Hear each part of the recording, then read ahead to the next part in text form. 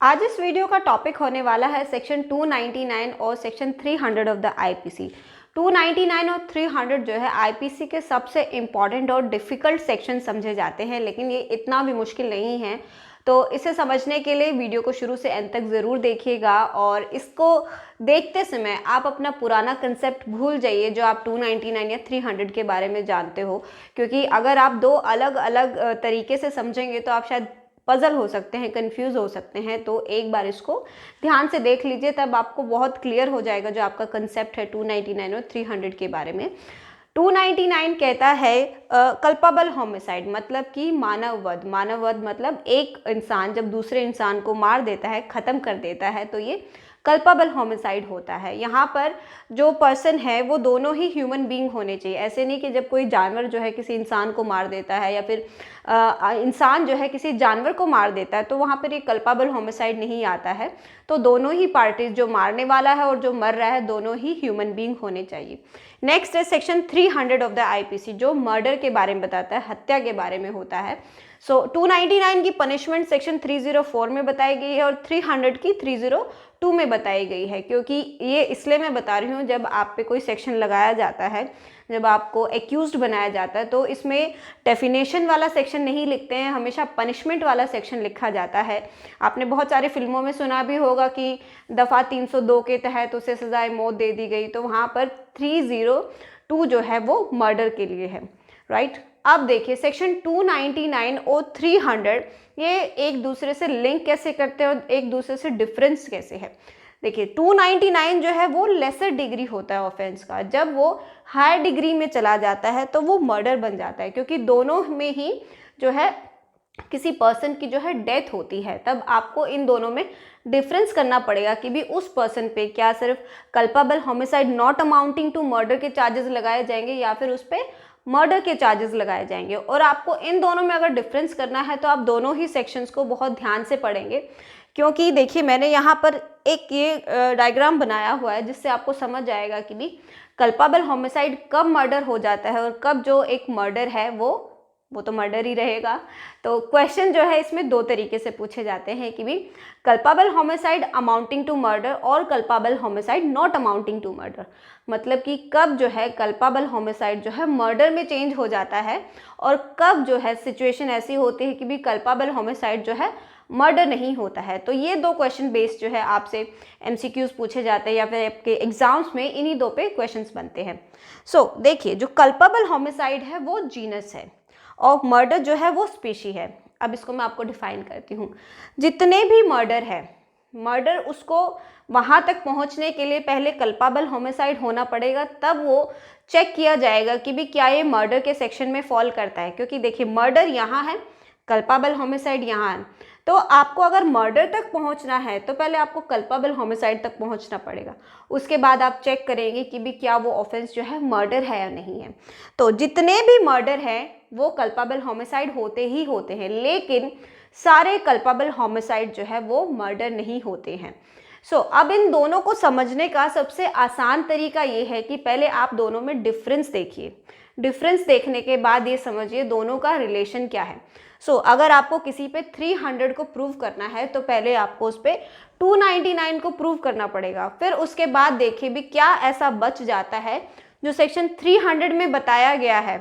अगर वो उस 300 के जो बचे हुए जो इंग्रेडिएंट है जो 299 के अलावा एक्स्ट्रा हैं, अगर वो भी उसमें प्रूव हो जाते हैं तो वो मर्डर बन जाता है। तो इसके लिए हम इन दोनों का डिफरेंस देखते हैं। सबसे पहले सेक्शन 299 और 300 के रिलेशन और डिफरेंस को देख लेते हैं कि भी कब जो है कल्पबल होमिसाइड मर्डर में फॉल कर जाता है और कब वो फॉल नहीं कर पाता उसमें और सिर्फ कल्पबल होमिसाइड रह जाता है।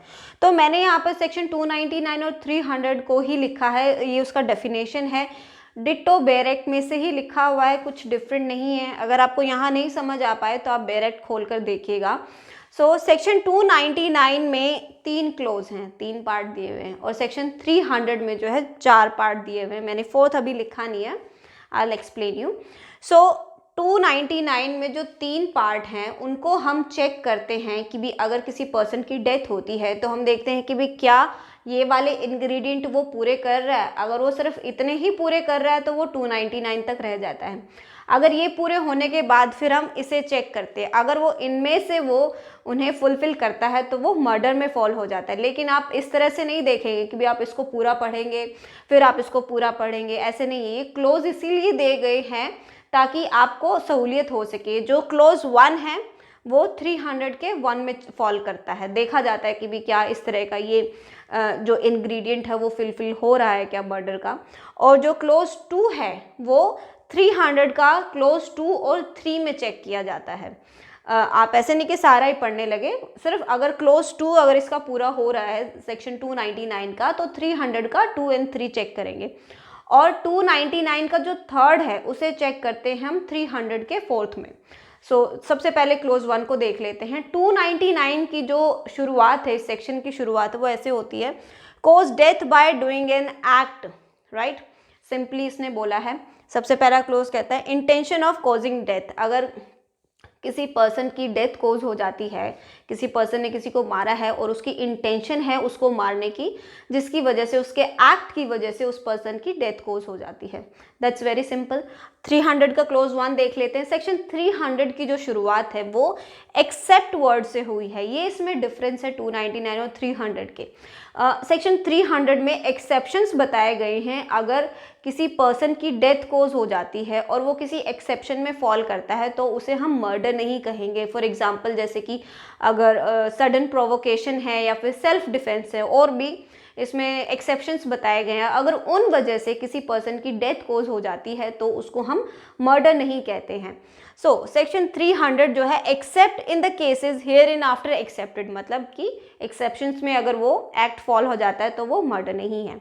इसका फर्स्ट क्लोज कहता है death is caused is done with the intention of causing death. कि भी किसी की डेथ कोज हो जाती है, उसकी पर्सन की इंटेंशन थी उसकी डेथ कोज करने की और उसके एक्ट की वजह से उस पर्सन की मृत्यु हो जाती है। तो इट्स वेरी सिंपल, क्लोज 1 दोनों का चेक हो गया।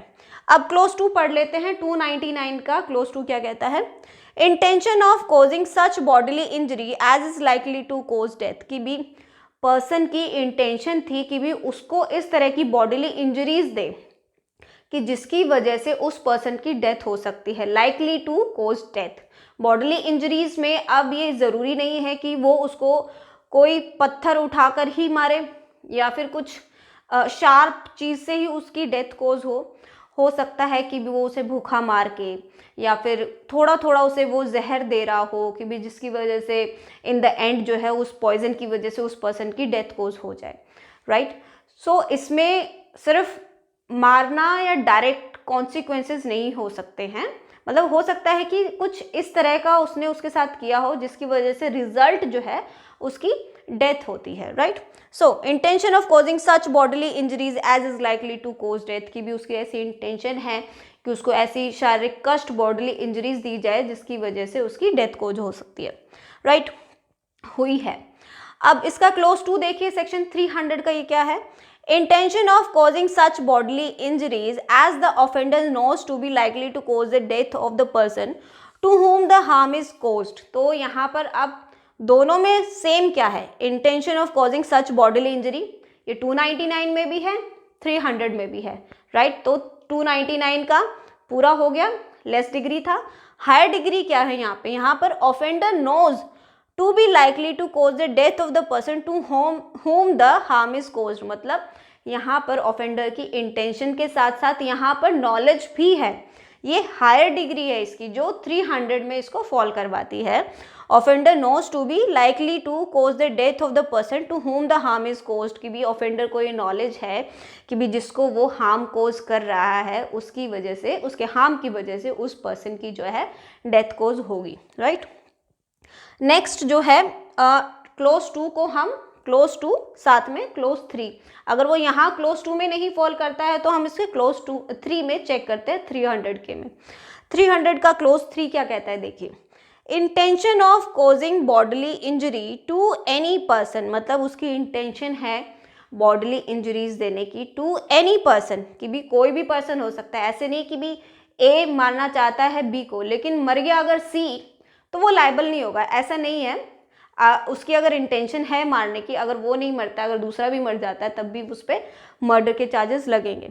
And person and the bodily injuries intended to be inflicted is sufficient in the ordinary course of nature to cause death। अब यहाँ पर 300 का जो डिफरेंस है वो है बॉडीली इंजरी इज सफिशिएंट, मतलब जो बॉडीली इंजरी शारीरिक कष्ट जो दिया गया है वो सफिशिएंट होना चाहिए in the ordinary course of nature, मतलब सामान्य रूप से अगर आप किसी पर्सन को किसी पर्टिकुलर जगह पे मारते हो वहाँ पर वो सफिशिएंट होना चाहिए कि भी उस पर्सन की डेथ होगी ही होगी।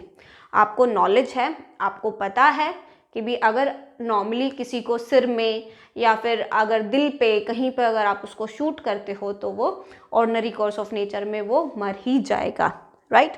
सो ये जो मैंने रेड कलर से मार्क कर रखा, आई होप कि पता चल रहा होगा रेड कलर है, तो ये इसके की पॉइंट्स है सेक्शन 300 के जो इसको मर्डर में फॉल करता है। सेक्शन 299 का क्लोज 3 और सेक्शन 300 का क्लोज 4 जो है इसे देख लेते हैं। सो क्लोज 3 कहता है knowledge that he is likely by such act to cause death, मतलब कि भी जो ऑफेंडर है, जो पर्सन है, उसे नॉलेज है कि भी उसके एक्ट की वजह से जो है डेथ कोज हो सकती है, likely to cause death, death cause हो सकती है या हो गई है whatever. So commits the offence of culpable homicide, अगर उसको नॉलेज है और अपने एक्ट के लिए तो उसको कल्पाबल होमिसाइड में डाला जाता है। नेक्स्ट है इसका सेक्शन 300 का जो क्लोज 4 है उसमें हम चेक करते हैं कि भी क्या इसमें फॉल करता है। तो क्लोज 4 क्या कहता है, if the person committing the act knows, knowledge यहाँ पर आ गई, 299 का जो है इंग्रेडिएंट यहाँ पर फुलफिल हो गया। अब 300 का अब वो किस तरह से मर्डर में फॉल होता है वो देखते हैं। knows that it is so imminently dangerous that it must in all probability cause death। अब यहाँ जो imminently dangerous है ये इसका एक्स्ट्रा पॉइंट है जिसकी वजह से कल्पाबल होमिसाइड जो है मर्डर में फॉल करता है कि भी उसका जो एक्ट है उसे नॉलेज है कि उसके एक्ट जो है वो इतना इमिनेंटली डेंजरस है, वे इमिनेंटली होता है वेरी सून, मतलब इतना इमिनेंटली डेंजरस है कि भी इन ऑल प्रोबेबिलिटी कि भी हर संभावनाओं में उसे ये पता है कि भी उस पर्सन की जो है डेथ होगी उसके एक्ट की वजह से, और such bodily injuries as is likely to cause death, या फिर जो उसने उसे इस तरह की बॉडीली इंजरीज दी है या उसकी वजह से जो है उसकी डेथ कोज होगी, and commit such act without any excuse, और ये जितना भी उसने एक्ट किया है वो किसी एक्सक्यूज के बिना किया होना चाहिए। ऐसा नहीं है कि भी उस पर्सन ने सेल्फ डिफेंस में या फिर अनजाने में या फिर मैडनेस में मतलब कोई एक वैलिड एक्सक्यूज नहीं होना चाहिए उसके एक्ट के लिए, तो वो पर्सन जो है मर्डर के लिए लायबल होगा। अब हम इसके सेक्शन 300 के जो है एक्सेप्शंस देख लेते हैं जिससे कि आप किसी पर्सन को जो है मर्डर के ऑफेंस से बचा सकते हैं, लेकिन वो एक वैलिड एक्सक्यूज़ होना चाहिए, फेक नहीं होना चाहिए। खैर वो तो केस टू केस डिपेंड करता है कि भी वो पर्सन जो है एक्सक्यूज़ में एक्सेप्शंस में फॉल करता है या नहीं करता है। तो चलिए देखते हैं। अब सेक्शन 300 के एक्सेप्शंस को देख लेते हैं कि भी अगर किसी पर्सन की डेथ कोज होती है और उसका एक्ट जो है इनमें से किसी एक्सेप्शन में फॉल हो जाता है तो उस पर मर्डर के चार्जेस नहीं लगाए जाएंगे। तो इसमें 5 एक्सेप्शन दिए गए हैं। सबसे पहला है ग्रेव एंड सडन प्रोवोकेशन। अगर किसी पर्सन को ग्रेव एंड सडन प्रोवोकेशन उत्साहित कर दिया जाता है अचानक से, जिसकी वजह से जिसका रिजल्ट ये होता है उससे जो है किसी की डेथ कोज हो जाती है, तो उस पर जो है मर्डर के चार्जेस नहीं लगाए जाएंगे। लेकिन इसका भी कुछ टेस्ट है कि भी जो प्रोवोकेशन है वो सडन होनी चाहिए, अचानक से ऐसा होना चाहिए। ऐसे नहीं कि पहले से सोची समझी उसकी प्लानिंग हो कि भी मैं उस पर्सन के पास जाऊं और जानबूझकर मैं उससे लड़ाई करूं और मैं प्रोवोक हो जाऊं और उसे मार दूं, तो ऐसा नहीं होना चाहिए। जो उस पर्सन का जितना भी एक्ट है वो गुड फेथ में होना चाहिए, अपने बचाव के लिए होना चाहिए। ऑल ऑफ सडन वो एक्ट होना चाहिए, पहले से सोची समझी प्लानिंग नहीं होनी चाहिए। और वो जो प्रोवोकेशन है वो ग्रेव होनी चाहिए। ऐसे नहीं कि मामूली सा कोई झगड़ा हुआ और वो प्रोवोक होकर उसने उसको मार दिया, वो ग्रेव होना चाहिए। एक नॉर्मल पर्सन के लिए ग्रेव क्या होता है, लेकिन ये भी होता है कि भी किसी पर्सन के लिए कोई प्रोवोकेशन जो है ग्रेव होती है, किसी के लिए नहीं होती है। तो ये पर्सन टू पर्सन डिपेंड करता है कि भी क्या वो उसका जो प्रोवोकेशन है वो ग्रेव है नहीं है, लेकिन सडन होना ये बहुत ज़रूरी है। नेक्स्ट है right of private defence of person और प्रॉपर्टी। जब कोई पर्सन अपनी बॉडी के डिफेंस के लिए या फिर अपनी प्रॉपर्टी को बचाने के लिए कोई एक्ट करता है तो वो जनरल एक्सेप्शन में फॉल करता है। तो आप आईपीसी में जनरल एक्सेप्शंस पढ़ेंगे तो ये उसमें भी दिया हुआ है कि भी राइट ऑफ प्राइवेट डिफेंस। तो ये भी जो है एक्ट जो है गुड फेथ में होना चाहिए कि भी आप सिर्फ अपने आप को बचाने के लिए या फिर अपनी प्रॉपर्टी को बचाने के लिए या बॉडी को बचाने के लिए आप वो एक्ट कर रहे हैं। ऐसे नहीं है कि आप किसी और की प्रॉपर्टी पे घुस गए और उसको उस पर अपना कब्जा करने के लिए उसको किसी थर्ड पर्सन से बचा रहे हैं। ये नहीं होना चाहिए। आपकी अपनी प्रॉपर्टी होनी चाहिए, बॉडी होनी चाहिए, और ये सब गुड फेथ में। Again good faith is very important here. No premeditations, no more harm than necessary. पहले से कोई सोची समझी प्लानिंग नहीं होनी चाहिए और आप उस पर्सन को उतना ही हार्म करेंगे जितना कि ज़रूरी है।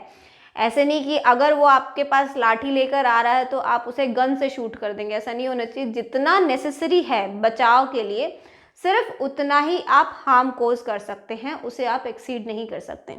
नेक्स्ट है बीइंग अ पब्लिक सर्वेंट और एडिंग अ पब्लिक सर्वेंट। अगर आप खुद कोई पब्लिक सर्वेंट है या आप किसी पब्लिक सर्वेंट की मदद कर रहे हैं ड्यूटी को पूरा करने के लिए, जो कि कानून में वो सही है, अपनी ड्यूटीज़ को वो फुलफिल कर रहा है, तो for discharge of his duty, अपनी ड्यूटी को फुलफिल करने के लिए अगर आप उसकी मदद करते हैं या फिर आप खुद पब्लिक सर्वेंट हैं, आप अपनी ड्यूटी को पूरा करने के लिए वो एक्ट करते हैं और तब आपसे किसी पर्सन की डेथ कोज हो जाती है तो वो एक्सेप्शन में फॉल करता है। फॉर एग्जांपल अगर कोई पर्सन किसी को पुलिस ऑफिसर अगर किसी को अरेस्ट करने जाता है और वहाँ पर बहुत सारे लोग होते हैं, वो उन्हीं को मारने के लिए आ जाते हैं, तो ये तो उसकी लॉफुल ड्यूटी है उसको अरेस्ट करना। तब वो अगर अपने प्रोटेक्शन में, अपने बचाव में अगर किसी की डेथ कोज कर देता है तो वो उस पर मर्डर के चार्जेस नहीं लगेंगे। नेक्स्ट है फोर्थ है sudden fight heat of passion. अगर अचानक से कोई लड़ाई हो जाती है और लड़ाई में एकदम हीट ऑफ पैशन, वो इतना ज़्यादा गुस्सा या उत्साहित हो जाता है, ऑल ऑफ सडन होना चाहिए और उससे किसी की डेथ कोज हो जाती है। लेकिन वो जो उसका एक्ट है वो टेस्ट किया जाएगा कि कहीं उसने जानबूझकर एक किसी क्रूअल मैनर में तो नहीं उसे मारा है, कि भी अगर एक सिंपली वो पर्सन आ रहा है उसे उस पे अटैक करने के लिए, लेकिन वो बहुत ही क्रूअल मैनर में अपना प्रोटेक्शन करता है, तो ये टेस्ट है इसका। नो अनयूजुअल मैनर, ना तो कोई क्रूअल मैनर होना चाहिए और अनयूजुअल मतलब एक साधारण सा ना होकर एक नॉर्मल पर्सन जिस तरह से रिएक्ट करता है एक यूजुअल मैनर में जो करता है, अगर वो वैसा करता है तो ठीक है, बट अगर वो उस तरह से नहीं करता, अनयूजुअल मैनर है, तो वो एक्सेप्शन में नहीं होगा। तो सडन फाइट होनी चाहिए और हीट ऑफ पैशन होना चाहिए। सडन फाइट में ये है कि भी तुरंत गया तभी लड़ा, ऐसे नहीं कि कल उसकी लड़ाई हुई थी और परसों वो उसे मारने चला गया, ये हीट ऑफ पैशन नहीं है, ये सडन फाइट नहीं है। नेक्स्ट है on consent person above 18 years. अगर कोई पर्सन 18 साल या उससे ज़्यादा का है और वो अपनी मर्जी से किसी ऐसे एक्ट में इन्वॉल्व होता है जिसमें कि उसकी डेथ कोज हो जाती है, तब उसकी डेथ के लिए आप किसी को लायबल नहीं ठहराओगे, क्योंकि वो 18 ईयर्स का था, अबव 18 ईयर्स का था और उसने अपने आप ही उस एक्ट के लिए कंसेंट दी थी। तो ये सारे 5 एक्सेप्शन हैं जो आपको मर्डर के चार्जेस से बचाता है। सो आई होप कि वीडियो पसंद आई हो। अगर फिर भी कोई आपका क्वेश्चन है 299 या सेक्शन 300 या फिर आप कोई भी कानूनी राय चाहते हो तो प्लीज़ मुझे कमेंट करके बताइए, मैं उसका आंसर करूँगी। और सेक्शन 299 और 300 का अगर कोई पार्ट नहीं समझ आया हो तो वो भी बताइए, मैं उस पर भी एक अलग से वीडियो बना सकती हूँ, क्योंकि 299 और 300 काफ़ी बड़ा टॉपिक है, काफ़ी बड़ा सेक्शन है। अगर मैं सारा ही उसमें कवर करूँगी तो वीडियो बहुत बड़ी हो जाएगी। And thank you for watching.